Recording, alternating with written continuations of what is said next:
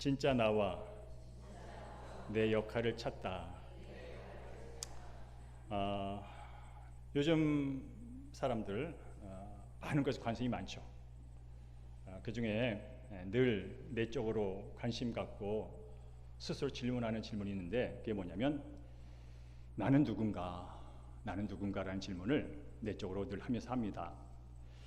직장에 가면 부장, 사장, 대리, 어떤 직장인, 학교에 가면 학생, 직원, 선생, 집에 가면 아빠, 엄마, 아들, 딸, 자녀, 교회에 오면 목사, 장로, 권사, 집사, 교사, 양육자, 여러 가지 직분들이 있습니다. 우리는 하루에도 몇 번씩 옷을 갈아입는 것처럼 이 정체성의 변화 속에서 수시로 이 정체성의 옷을 갈아입고 살아갑니다. 그래서 살다 보면, 바쁘게 살다 보면 그런 순간을 맞이하죠. 진짜 내가 누군지, 내가 진짜 누구지 하는 생각을 종종 할 때가 있더란 말입니다. 여러분, 예수님 앞에서 얘야 너는 누구야? 라고 예수님이 여러분에게 질문한다면 예수님 앞에서 여러분 누구라고 대답을 하시겠습니까? 학생님이에요? 집사예요? 부장이에요? 그렇게 하시겠습니까? 성경 우리에게 분명하게 우리의 정체성이 누군지 보여줍니다. 너희는 하나님 나라 백성이다. 너는 하나님의 자녀다라는 정체성을 분명히 보여줍니다. 세상은 우리에게 이렇게 말합니다. 성과로 너가 누군지 보여줘. 네가 가진 것으로 네가 누군지 보여줘. 더 열심히 함으로 네가 누군지 보여줘. 이렇게 세상은 우리에게 내가 무엇을 하고 내가 무엇을 더 갖는 것으로 너를 보여달라고 계속 요구를 합니다. 그러다 보니까 우리도 착각해갖고 그런 나를 맞추어 살다 보니까 불안하고 두렵고 가져도 힘든 그런 일상을 반복해 가면서 질문하죠. 지금 내가 가고 있는 길이 맞는가? 지금 진짜 나는 누군가? 라고 하는 것이죠. 성경은 말합니다. 사람의 존재는 그 사람이 무엇을 하는가에 달려있지 않아. 사람의 진정한 정체성은 그 사람이 뭘 가지고 있고 덜로 결정되는 게 아니야. 바로 하나님 안에서 결정돼. 왜냐하면 하나님이 인간을 만들었거든. 그분 안에서 진정한 나가 누군지를 발견하게 되는 것이야. 여러분, 몇 주 전에 우리는 마태복음을 시작하면서 예수님께서 처음으로 공생애를 시작할 때 첫 마디가 뭐냐면 회개하라, 천국이 왔다. 이 말씀을 하시고 공생애를, 공적인 사역을 시작하셨어요. 그리고 이어지는 말씀이 이제 마태복음 5장, 6장, 7장. 여러분이 보면 이 성경책에 빨간 글씨로 되어 있어요. 빨간색으로. 이게 뭐냐면 예수님이 직접 하셨다는 뜻이에요. 성경에 빨간색으로, 대개 까만색이잖아요. 빨간색으로 된 건 뭐 예수님이 직접 하셨다는 거예요. 근데 5장, 6장, 7장은 온통 빨간색이야. 우리 이것을 산상수훈이라고 말해요. 산상수훈. 산상은 산 위에 앉으셔서 찾아온 제자들에게 수훈, 보훈, 귀한 교훈, 가르침을 주었다. 그래서 산상수훈이라고 말합니다. 산상수훈을 읽다 보면 바로 내가 누군지, 내 삶의 목적과 역할이 무엇인지 그것을 분명하게 알게 되고, 그리고 내가 하나님의 백성이 된 게 얼마나 감사한지를 깨닫게 되는 그런 얘기가 적혀 있습니다. 그래서 오늘은 시간 관계상 다 다룰 수는 없고 세 가지 면에서만 여러분과 함께 나누기를 원합니다. 예수님께서 이제 갈릴리 바다 그 주변에 있는 언덕에 산에 올라가셨어요. 앉으셔가지고 이제 입을 열어서 첫 마디를 띄십니다. 우리 함께 3절 말씀을 읽겠습니다. 시작. 심령이 가난한 자는 복이 있나니 천국이 그들의 것이며 라고 첫 마디를 띄십니다. 여기서 중요한 것은 너희가 심령이 가난해지면 복이 있게 될 것이야 라고 말하지 않고, 여기서 말하는 것은 심령이 가난한 너희들은 이미 복을 받은 자야, 그런 뜻이에요. 천국이 너희 것이며라는 것은 현재형이에요. 미래형이 아니에요. 천국이 너희 것입니다. 심령이 가난한 너는 이미 천국 백성이야. 천국의 다스림을 받는 자야. 천국이 뭘까요? 의와 기쁨과 평강의 삶을 사는 거예요. 하나님의 다스림을 받는 삶을 사는 거예요. 그러니까 바로 심령이 가난한 자는 어떤 자냐면 나의 한계를 솔직하게 인정하고 나의 부족을 솔직하게 인정하고 하나님을 전적으로 의지하는 마음의 상태, 이게 심령이 가난한 자입니다. 그러니까 하나님, 나 혼자서는 못해요. 하나님, 나 혼자서는 안 돼요. 그러니 하나님의 도움이 필요해요. 아니, 전적인 도움이 필요해요. 그래서 내 모든 것을 주님께 맡겨요, 의지해요 라는 게 바로 심령이 가난하다는 뜻이에요. 여러분, 요번 주변에 둘러보면 그런 사람 많잖아요. 돈도 많고 좋은 집에 살고 SNS를 보면 어디 여행 갔다 와서 맛있는 음식 먹은 거, 구경한 그림들, 그 사진들을 많이 보면서 와, 이 사람 행복하겠다, 이 사람 좋겠다, 그런 사람 우리 주변에 많단 말이죠. 근데 그런 사람도 그런 순간을 맞이합니다. 내가 남 보기에는 다 가진 것 같아도 나는 여전히 공허해. 알고 봤더니 하나님 없이는 정말로 공허한 거구나. 아무리 가지고 업적을 쌓고 인정을 받아도 하나님 없는 삶은, 하나님을 의지하지 않는 삶을 그야말로 아무것도 아니구나 하는 것을 깨닫는 순간이 있어요. 그때 우리는 심령이 가난해진 순간이라고 말합니다. 왜냐하면 진정한 행복은 거기서부터 시작되기 때문에 그런 것이죠. 따라서 이 자리에 있는 여러분은 하나님을 의지하는 하나님의 백성인 줄로 믿습니다. 그렇다면 여러분 이미 심령이 가난한 사람이에요. 여러분의 심령이 부자라면요, 여기 안 와 있어요. 부자인데 여기 왜 와 있어요? 하나님 필요가 없는데 왜 와 있어요?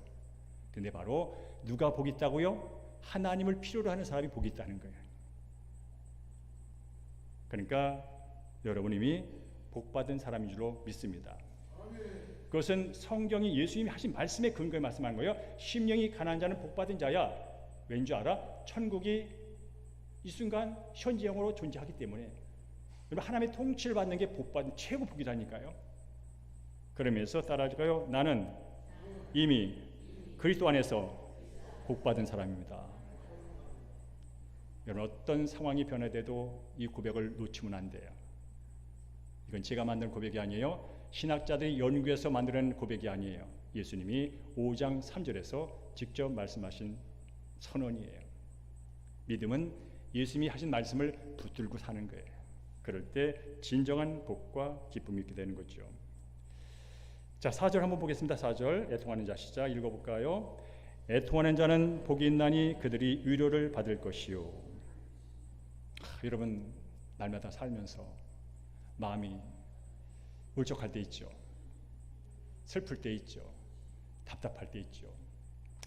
내 안에 내 죄를 볼 때도 슬프고 나의 가난함과 내 연약함과 나의 나약함을 볼 때도 마음이 슬프고 뉴스에서 늘 터져나오는 뉴스를 볼 때마다 사기치고 죽이고 원수짓고 하는 걸 볼 때마다 마음이 아프잖아요. 그리고 더 나가서 내가 하나님을 믿는데 하나님 믿는 것 때문에 엄마 아버지한테 너 오늘도 교회 가면 너 큰일 날 줄 알아. 너 예수 믿으면 우리 집에서 쫓겨날 줄 알아. 라는 그런 핍박도 있고 친구들에게는 야 이렇게 좋은 가을날 교회 간다고 야 너 미쳤냐 하면서 친구들은 우리 청년들을 조롱합니다. 이 좋은 때 이 좋은 날 거기 가서 뭐하냐고. 그런 말 들을 때 여러분의 마음이 무너지잖아요. 답답하잖아요. 어떨 땐 억울하잖아요. 그 심정을 갖고 하나님 앞에서 우는 거 이게 애통하는 거예요. 근데 그게 복이 있대요. 여러분 죄를 보면서 양심에 동요가 없다면 그게 죽은 것이 산 겁니까? 이게 불행이지. 죄를 보면서 안타까워하고 아픔을 봐서 슬퍼하는 게 이게 정상이지. 이게 복이지. 성경 말합니다. 세상 사람은 말해 더 강해져야 돼. 눈물을 보이지 마. 쿨하게 살라고. 그러나 오늘 성경 말합니다. 그래, 네가 지금 네 모습을 보며 사회를 보며 슬퍼하고 애통하는 게 정상이야. 근데 아니, 내가 너 우려한단다. 세상의 모든 것들은 너의 진정한 그 애통함을 위로해 줄 수가 없어. 조금 더 가지면 위로가 될 줄 아니? 세상이 변할 거 아니? 그렇지 않아. 어떻든 지금 네가 이 상황을 보면서 애통해하고 답답해하고 슬퍼하는 것은 정상이라니까. 그러니 내가 너를 위로해 라고 하나님께서 말씀해 주고 있는 거예요. 오늘 이 자리도 여러분 이 자리에 있던 영상으로 예배를 드릴 간에 마음속에 슬픔 있는 분이 계세요. 애통함 있는 분이 계세요. 답답한 분이 계세요. 위로 억울한 때문에 지금 분이 난 분이 계세요. 근데 아세요? 지금 말씀하세요. 정상이다. 예. 그것 때문에 화났지. 그것 때문에 슬프지. 너 정상이야. 근데 나는 너를 위로해 라고 지금 말씀하고 계신 거예요. 하나님은 어제나 오늘이나 내일이나 동일하신 하나님인 줄로 믿습니다. 5절 한번 더 볼까요? 5절. 온유한 자. 시작. 온유한 자는 복이 있나니 그들이 땅을 기업으로 받을 것이요. 온유한 자가 복이 있대요. 복 받은 자래요. 온유하면 복을 받을 게 아니에요. 복 받은 자래요. 행복한 자래요. 온유함이 뭐냐면 약함이 아니에요. 부드럽기만 하지만 힘을 가진 부드러움이에요. 그래서 온유하다는 단어를 원어적으로 길들여진 힘이라는 의미가 있습니다. 길들여진 힘. 예를 들어서 제가 핸드폰을 갖고 나왔는데 이 스마트폰은요, 대단한 능력을 갖고 있습니다. 제가 아무리 수십 년 공부를 해도 이 안에 스마트폰 안에 있는 지식을 제가 따라갈 수가 없습니다. 제가 아무리 여러분을 웃기려고 애를 써도 이 스마트폰 안에서 하는 재미있는 얘기, 그림들을 제가 따라갈 수가 없습니다. 이 능력은 저의 능력을 초월합니다. 근데 신기한 건 제가 얘를 이제 켜가지고 스크린 이거를 제가 터치하잖아요. 터치하면 얘가 그때그때 반응을 합니다. 거부하지 않고 그때그때 제가 터치하면 내가 원하는 걸 보여줍니다. 이걸 우리는 순종한다고 그래요. 순응한다고 그래요. 그런데 얘가 길들여졌어요.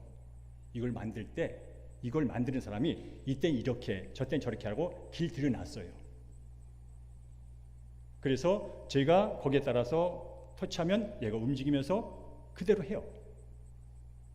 마찬가지로 온유함이 뭐냐면요, 말씀과 성령으로 길들여진 상태를 말하는 거예요. 사람은 쉽게 온유할 수 없습니다.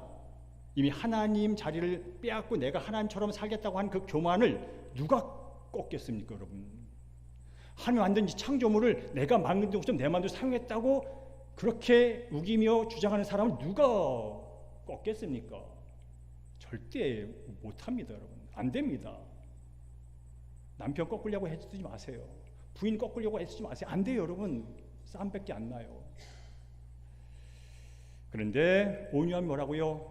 하나님의 말씀과 성령으로 길들여진, 훈련된 그런 상태인데 그게 뭐라고요? 힘으로 나타나요. 어떤 힘이요? 남을 섬기는 힘으로 나타나는 거예요. 여러분 산상수훈을 읽어보세요. 오른뺨을 맞으면 왼뺨을 더 때리라고. 이게 가능해요, 여러분? 힘이 있어야 가능한 거예요, 여러분. 열등감 있고 그런 사람은 못 돼요. 한 대 맞으면 길이 날뛰는 거예요. 근데 힘이 있고 자존감이 있고 너보다 내가 낫다고 생각했으면 그래, 한 대 더 때려봐라 이러는 거예요, 여러분. 이게 힘이에요.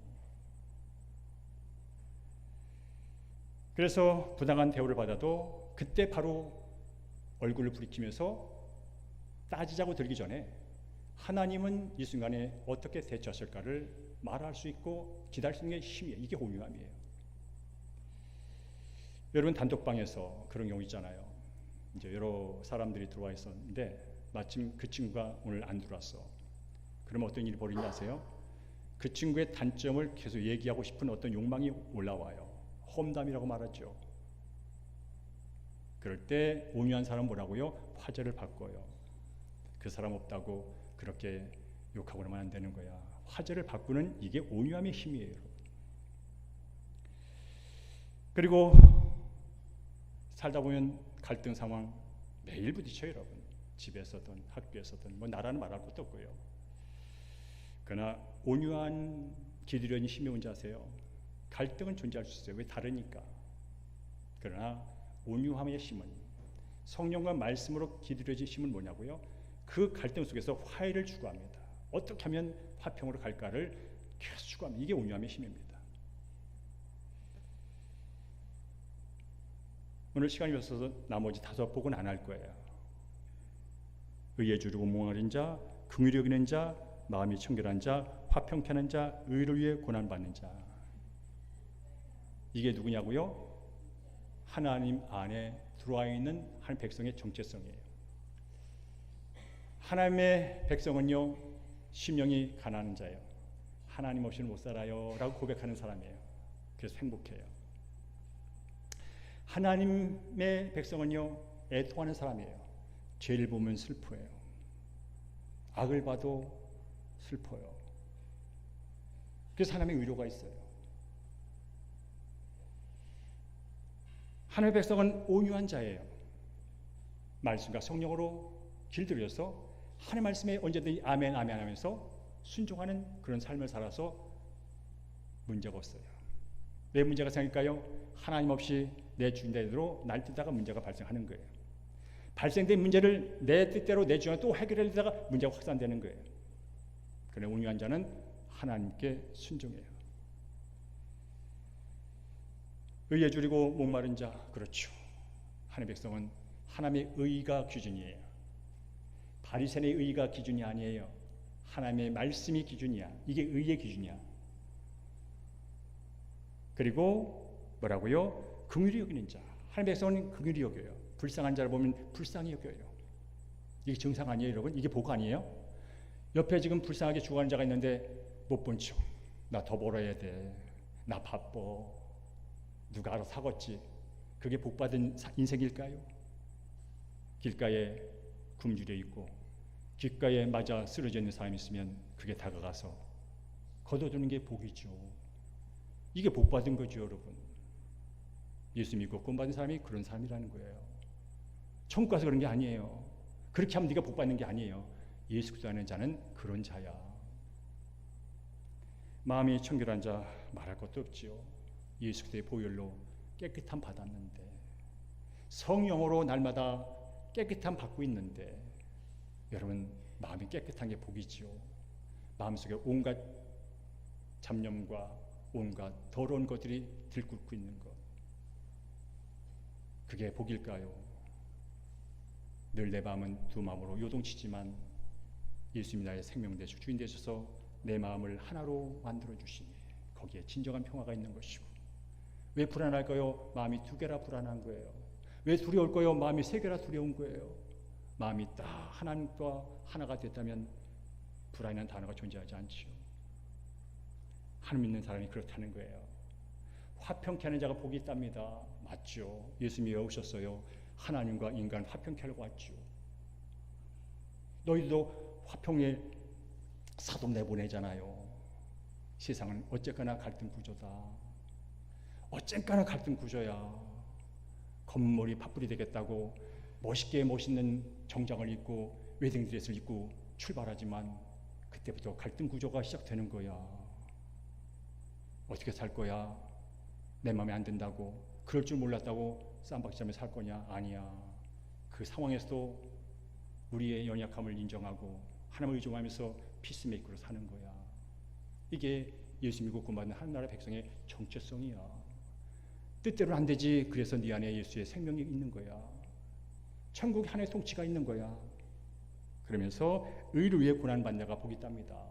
여러분 예수 지대로 믿어보세요. 예수 지대로 믿는 것 중에 하나만 말씀드릴게. 여러분 친구에게 누구에게 이웃 사람한테 예수 믿으세요 말 한번 해보세요. 핍박이 뭔지 압니다. 핍박 없이 편안하시다고요? 행복하시다고요? 아니에요, 여러분. 지나가는 사람한테 잠깐만 서보세요. 제가 드릴 말씀이 있어요. 예수 믿으세요? 예수 믿으셔야 돼요. 말 한마디 해보세요, 여러분. 핍박이 바로 옵니다. 근데 그게 복이 있답니다. 복이 있죠, 여러분. 천국 갔을 때 하나님 그거 보세요. 조롱받을까봐 무시당할까봐 피하고 다닌 거 하나님이 볼 때 뭐라고 그랬어요, 여러분? 그게 복일까요? 당장은 편해질 수 있어 복일지 모르지만 그거 복이라고 말하면 안 돼요. 어쩌면 말씀 안에 삶거 무시당하고 조롱당하고 핍박당하는 게 어쩌면 증상이다. 예. 그게 복이야. 그게 하늘에 쌓는 거야. 이게 오늘 예수님께서 우리에게 들려주는 말씀이지요. 따라할까요? 기복을 넘어 탈복으로.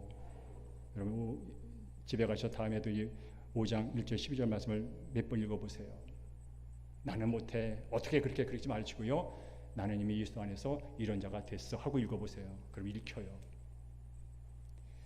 그리고 이제 우리 예수 믿고 구원받은 하나님 나라 백성들이 역할이 있잖아요. 그 역할이 뭔지 13절 14절 스크린에 있는 거 읽겠습니다. 시작. 너희는 세상의 소금이요 너희는 세상의 빛이라 라고 말씀합니다. 자, I am who? I am 누구죠? You are 누구예요? 예수님 말씀하시는데 너가 소금처럼 돼야 돼. 너는 소금처럼 되기 위해서 부름받은 자야. 그러니 열심히 노력해. 이렇게 말하지 않아요. 그냥 단도직입적으로 너는 소금이야. 너는 세상의 소금이야. 라고 정체성을 분명히 말씀합니다. 소금처럼 살아야 될 거야 라고 말하지 않습니다. 너는 소금이야 라고 말하는 거죠. 너는 빛처럼 돼야 되겠어. 구원받았다는 빛처럼 된다는 거야. 그러지 않습니다. 너는 세상의 빛이라고 말합니다. 예수 그리스도 믿고 구원받았다는 저 여러분에 대해서 예수님이 한마디로 확실하게 정해 주는 거예요. 너는 내 안에 있어? 그러면 세상의 소금이야. 네가 예수 믿고 구원받았어? 그럼 넌 세상의 빛이야. 여러분 소금이 뭐랄까요? 다 아는 얘기죠. 소금이 닿으면요 변화가 일어나요. 여러분 그 싱거운 음식에다가 사람들 싱거우면요 뭐라고 말해서 맛없다고 말해요. 근데 소금을 조금 넣잖아요. 그러면 편이 다 바뀌어요. 맛있다고. 싱거울 때는 맛없다고 표현하는데 소금을 조금 넣으면 맛있다고 바로 와우 탄성을 질러요. 그리고 여러분처럼 생선에 갓 잡아온 생선에 소금을 뿌리잖아요. 왜요? 부패하지 말라고. 겨울에 여러분 눈이 많이 왔을 때 뭐 뿌려요? 소금 뿌리잖아요. 그럼 어떻게 돼요? 녹잖아요. 소금 있는 곳에는 변화가 일어나요. 근데 아세요? 우리에게 예수님 말씀합니다. 네가 소금이야. 어디에? 세상에. 세상은 여러분 맛깔나지 않잖아요. 맛집은 많지만 삶이 맛있진 않잖아요. 입맛은 잠깐 먹을 때 맛있지만 인생 자체가 맛있지는 않잖아요. 인생이 힘들잖아요, 여러분. 맛보다는 구역질 나올 게 많잖아요. 여러분 부패 방지, 적폐 청산 정권 바뀔 때마다 별 구호가 나오잖아요. 근데 부패가 청산되던가요? 적폐가 청산되던가요? 그 권력 갖고 알먹겠다고 나서는 인간이 있거든요. 그것도 권력이라고 그걸 통해서 명함을 갖고 사진을 갖고 별짓 다 하잖아요. 그리고 사람은 강팍해지잖아요. 완악하잖아요. 갈수록 마음이 굳잖아요. 말세의 증상이죠. 굳으면 뭐예요? 쌈박질밖에 없지요. 극단의 대치. 녹아지질 않잖아요, 여러분. 근데 뭐라고요? 예수 안에서 소금이 너. 네가 소금으로 가정에서, 네가 세상의 소금으로 직장에서, 네가 세상의 소금을 해서 여의도에서, 네가 세상의 소금으로 직장에서 산다면 갈등은 화목으로 바뀔 것이고, 절망은 소망으로 바뀔 것이고, 슬픔은 기쁨으로 바뀔 것이고, 미움은 사랑으로 변할 거야. 왜냐하면 네가 그 역할을 하는 존재이기 때문에 그래. 네가 가면 이런 일이 당연히 일어나는 게 맞는 거야. 소금이 뿌려지면 맛없는 곳에 뿌리면 맛이 있고 눌가에 뿌리면 녹아버리고 하는 것처럼 네가 하나님의 백성으로서 소금이니 네가 가는 곳에는 이 어두운 세상이 그렇게 변할 거야 라고 정체성을 분명히 말해주는 겁니다. 여러분, 다시 말합니다. 나의 믿음과 결정은 내 감정과 내가 할 수 있는 걸 결정되는 게 아니에요. 내가 하면 하나님이 어떻게 말씀하셨고 하나님이 어떻게 하시냐가 내가 갈 길이란 말이죠. 이게 믿음입니다. 그리고 말하죠. 너는 뭐라고요? 세상의 빛이라고. 세상의 빛이랍니다.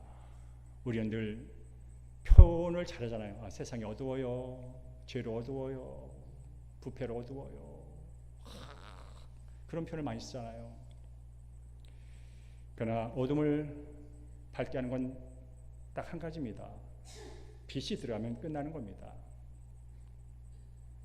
여러분, 여기 조명이 있지만 이게 꺼지잖아요. 또 해가 떨어지면 어두워질 겁니다. 근데 아세요, 여러분? 여기에 비상등이 있잖아요. 촛불 하나만 켜도요, 여기가 밝아진다는 걸 아십니까, 여러분? 이 넓어도 밝아져요. 이 얘기는 뭐냐면, 저도 부족하지만 예수님이 말씀하시잖아요. 너희가 빛이라고, 세상을 비추는 빛이라고. 그게 뭐냐면, 내가 비판적으로 말하던 비난적으로 말하던 어두운 곳에 네가 가면 밝아져, 그 뜻이에요. 자, 여러분이 가서 여러분이 계속 핏대 올리면서 비난하고 비판하면서 저건 못된 놈이야, 저건 악한 놈이야, 저건 어두운 곳이야 갔을 때 여러분 들어가 보셨나요?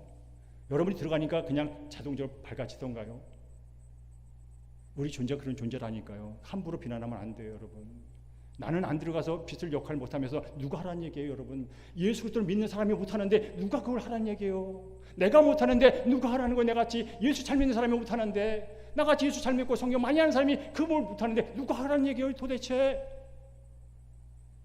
성경 말합니다. 네가 소금이야. 네가 세상의 빛이야. 이건 지금 내가 예수 믿고 구원받다는 모든 사람에게 지금 현재 말씀하시는 거예요. 근데 아세요?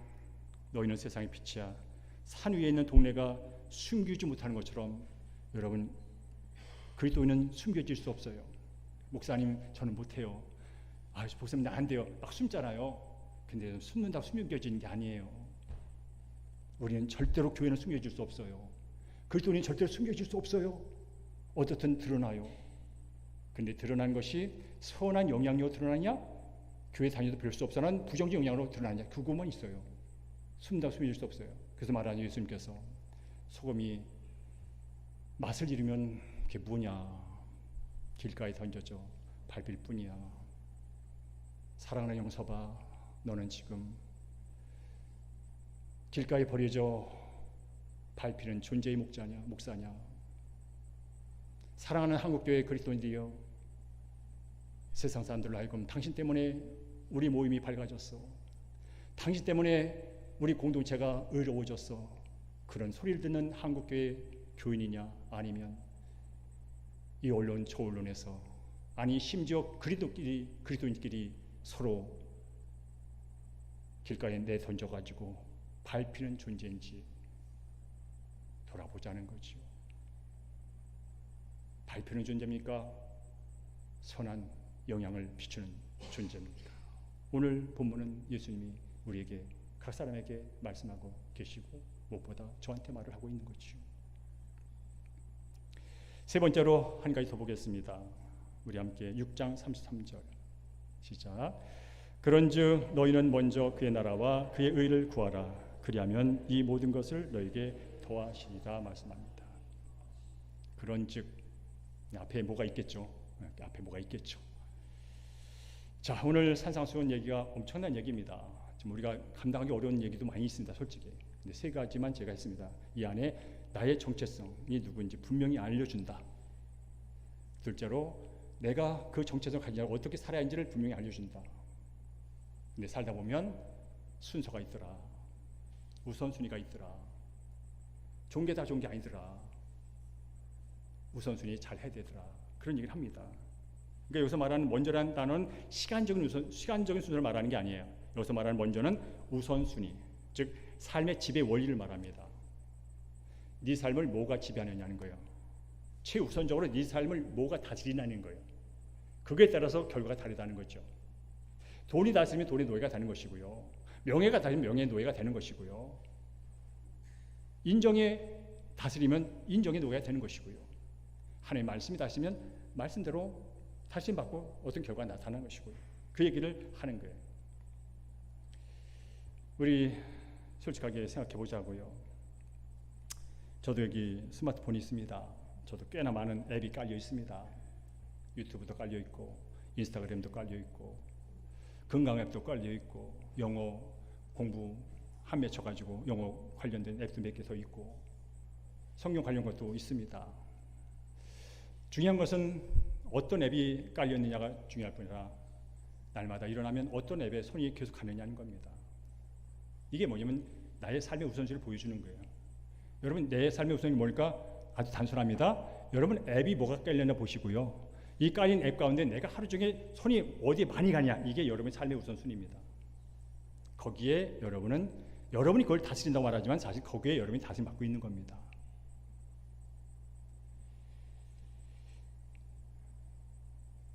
실제로 한번 적용해 볼게요. 첫째로 시간 관리 우선순위 중요하죠. 성공한 사람들 보니까 시간 관리 잘하더라고요. 마음대로 쓰지 않더라고요. 진짜 중요한 거, 지금 해야 할 거, 이걸 잘 분비를 잘하더라고요. 시간 관리, 정말 여러분 하나님이 내 인생의 첫 번째 주인이라면 그분 중심으로 시간이 짜여 있습니까? 솔직하자고요. 율법적으로 말하지 말자고요. 예수님이 내 인생의 주인이라면 주인 중심으로 내 시간이 어레인지 되냐 이 말입니다. 아침에 눈을 뜨면 시간이 시작되는 겁니다. 어디 있든 간에 시간이 시작되는 겁니다. 그럼 첫 시간을 누구와 함께 시작을 하십니까? 예입니까? 아니면 말씀입니까? 큐티하려는 얘기를 하는 거 아닙니다. 최소한 30분 하자 그런 얘기 하는 거 아닙니다. 우선순위 하는 겁니다. 여기 있는 소리를 듣고 시작할 것인지 여기 있는 소리를 듣고 시작하신지 우선순위 돌아보자는 얘기입니다. 여러분 그런 말이 있습니다. 바쁘면 바쁠수록 하나님과 관계 먼저 하라고. 힘들면 힘들수록 하나님과 관계 먼저 하라고. 여기서 알려주긴 해요. 근데 능력은 없어요. 결국은 얘는 내가 지배를 한 거거든요. 그러다 지배 당하는 거거든요. 자, 또 살다 보니 선택하면서 살아야 돼요. 그냥 살 수가 없어요. 저도 오늘 본문 선택한 거거든요. 선택하는 거예요. 선택해야 돼. 계속 선택하면서 살아야 돼. 결정을 내려야 돼. 그러면 우선순위 있어서 나는 뭔가를 선택할 때 예수님이라면 어떻게 할 것인가? 예수님이라면 어떻게 할 것인가? 이걸 먼저 생각하고 선택을 하시냐는 거예요. 왜? 그분이 우선순위니까, 내 주인이니까. 결국 나는 주인의 종으로서 그분의 뜻을 행하다 그분의 영광을 위해 사는 존재이기 때문에 어떤 일을 하든 간에 그분이 여쭙는 게 정상이란 말이죠. 나는 뭔가를 결정할 때 예수님은 어떻게 하면 하실까? 뭔가를 고민하고 선택할 때 과연 이 선택이 하나님의 백성으로 살아가는데 선한 영향을 미치는 선택인가? 지금 이걸 너무 영적으로 보지 마세요. 그냥 내가 예수 믿고 구원받은 사람이니까 이런 질문하는 거예요. 예수 안 믿으면 이런 질문 안 해요. 과연 이 선택이 한 나라에 어떤 영향을 미치는가? 인간관계에 있어서는 이 관계 때문에 하나님이 멀어지는가? 이 관계 때문에 하나님이 더 가까워지는가? 많은 사람이요, 하나님의 관계가 멀어지는 이유 중에 하나가 뭐냐면 세상 관계 때문에 멀어져요. 근데 아세요 여러분? 세상의 관계는 좋아요 하셔야 돼요. 잘 하셔야 돼요. 그러나 이 관계 때문에 하나님의 관계가 멀어지는 순간 인생은 공허의 깊이를 더 들어가는 거예요. 배가 불러도 속이 허한 것이죠. 세 번째로 재정관리 무시할 수 없죠. 여기에 재정관리 얘기 나옵니다. 여러분 월급을 받으면 사업해서 돈을 많이 벌었어요. 그러면 정말로 이게 하나님이 주신 거다. 하나님이 내 생명 줬고 재능 줬고 시간 줬고 같이 일할 수 있는 팀워크 사람 줬고 다 하나님이 주신 거야. 10의 1을 드린 것도 아깝지 않지. 다 드려도 아깝지 않지. 하나님이 나한테 준 건데. 하나님 은혜를 마음 갖고 구별해 놓으시나요? 10의 1조를 정성껏? 이게 우선순위입니다, 여러분. 여기 말하거든요. 보물을 하늘에 쌓아도 보물 있는 곳에 네 마음이 있어. 하나님과 재물을 겸하여 섬길 수 없어. 여기 나와요. 다 본문에. 하나님과 재물을 겸하여 섬길 수 없다는 뜻이 무슨 뜻이냐면 하나님은 섬김의 대상이지만 재물은 섬김의 대상이 아니야. 수단이야, 수단. 근데 어느 순간 우리 삶이 수단이 목적이 되어버렸어요. 하나님을 섬기라고 준 돈을 가지고 돈이 우상돼 버렸어요. 여러분 분명히 하세요. 하나님의 것은 분명히 하세요. 제 11조 얘기하는 거 아니에요. 분명히 하세요. 할 거면. 예수를 믿으면 분명히 하세요. 오늘도 찬양 가운데 있더만요. 나의 모든 것이 주님께 드린다고. 찬양은 찬양이고 나는 나고 아니에요, 여러분.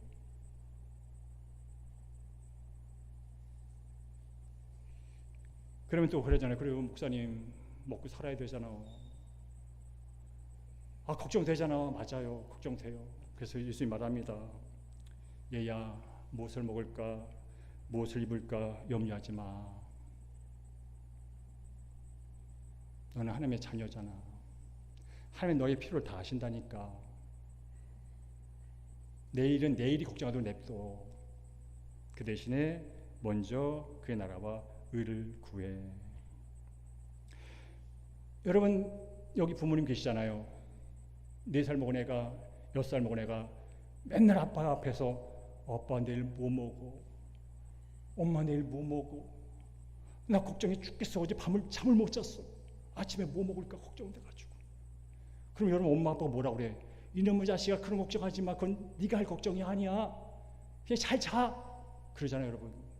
하나님 우리 아버지라니까. 우리의 필요를 아신다니까. 하나님이 너의 필요를 알고 돌보고 있는데 왜 돌봄 받으면서 걱정을 하냐는 거죠.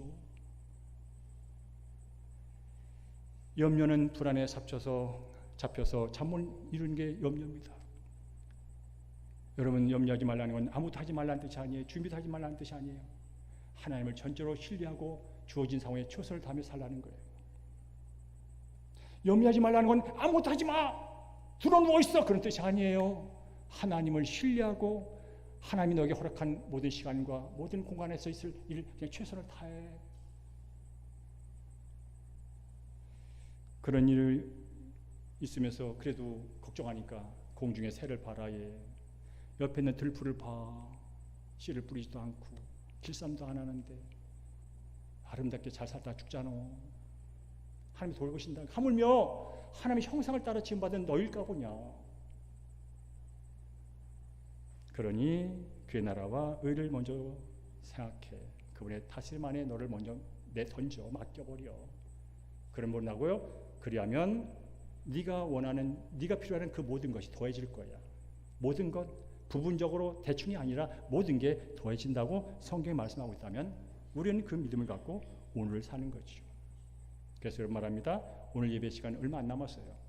안 남은 요 시간만큼이라도 여러분 자신을 하나님께 맡기세요. 예배 끝나고 할 거 잠깐 내려놓으셔도 괜찮아요. 말씀을 맺겠습니다. 오늘 산상수훈은 어떤 율법강령이 아닙니다. 다시 말합니다. 팔복은 하나님의 자녀가 어떤지를 보여주는 정체성이며 하나님의 백성이 어떻게 살아가는지 보여주는 삶의 방식이고요. 그리고 소금과 빛은 내가 이 세상에서 먼저 부름받은 자로서 어떻게 살아가는지, 이렇게 살면 복받은 게 아니라 너는 이미 이런 존재야. 그러니 이런 존재니까 거의 합당하게 살아. 그렇게 말씀하시는 거고요. 그리고 그래도 걱정되지? 그래도 염려되지? 그때마다 먼저 하나님을 바라봐. 그분의 통치 아래 다스림 아래 너를 맡겨. 그러면 너를 돌보시는 그분이 책임져 줄 거야. 주어진 시간, 공간, 할 일 최선을 그냥 다해. 감사함으로. 이거 주셔서 감사하고요. 이거 할 수 있어서 감사하고요. 그렇게 그냥 열심히 해. 최선을 다해. 그러면 결과는 따라와. 예수님은요, 우리를 위해서 가난해졌다는 사실 아십니까? 고린도서에 나오네요. 그분이 가난해졌어요. 우리의 부여함을 위하여. 그분이 여러분 대신 죽은 거 아시죠? 우리의 영원한 삶을 위하여. 그리고 그분은 온유함의 극치를 보여주셨어요. 온유함이 뭐라고요? 순종이죠. 하나님의 뜻에 순종하는 게 이게 온유함이에요. 길들여진 힘. 어디까지 올라갔을까요? 십자가까지 올라갔어요. 핍박은 말할 것도 없고 죽음의 자리까지 순응하며 온유함의 극치를 보여주셨어요. 너희가 누구냐고요? 온유한 자래요. 말씀과 성령으로 순응하는 자. 그럴 때 땅을 기업으로 받는. 예수님은 말로만 하지 않으세요. 여기 말씀하신 예수님은 이 삶을 살아내셨고 우리에게 살 힘을 주신다는 거죠. 완벽하다는 뜻을 말하는 게 아닙니다. 그래서 내일 아침에 월요일 아침이에요. 월요병 있죠. 학교 가기 싫고 직장 가기 싫고 또 그런 마음이 다가올 거예요. 또 하루가 시작됐네. 그렇게 맞이하지 마시고요. 저는 오늘도 눈을 떴네요. 오늘도 숨을 쉬고 있네요. 오늘도 갈 곳이 있네요. 오늘도 배울 게 있네요. 그러고 무릎을 꿇으세요. 그리고 처음 소리를 그분에게 들으세요. 그럼 불안을 떠나갈 것이고요. 그럼 하루가 살만해질 거예요. 자, 마지막으로 우리 정체성 고백하고 마치겠습니다. 넘겨줄까요? 자, 감사함으로 고백하자고요. 율법적으로, 행위적으로 하지 말고요. 정말 내가 예수 믿고 구원받은 그 존재라는 자체 감사하면서 함께 읽어보겠습니다. 시작. 나는 하나님이 말씀하시는 그 사람이다. 나는 복받은 사람이다. 나는 세상의 소금이고 빛이다. 나는 먼저 그의 나라와 의를 구한다. 아멘. 이 삶이 우리에게 있을 때 매일 아침이 두렵지 않고 어려운 인간관계도 감당할 수 있고 불확실한 미래도 오늘 이 순간 최선을 다함으로 평강 가운데 주께 주시는 은혜의 삶을 맛보게 될 줄로 믿습니다.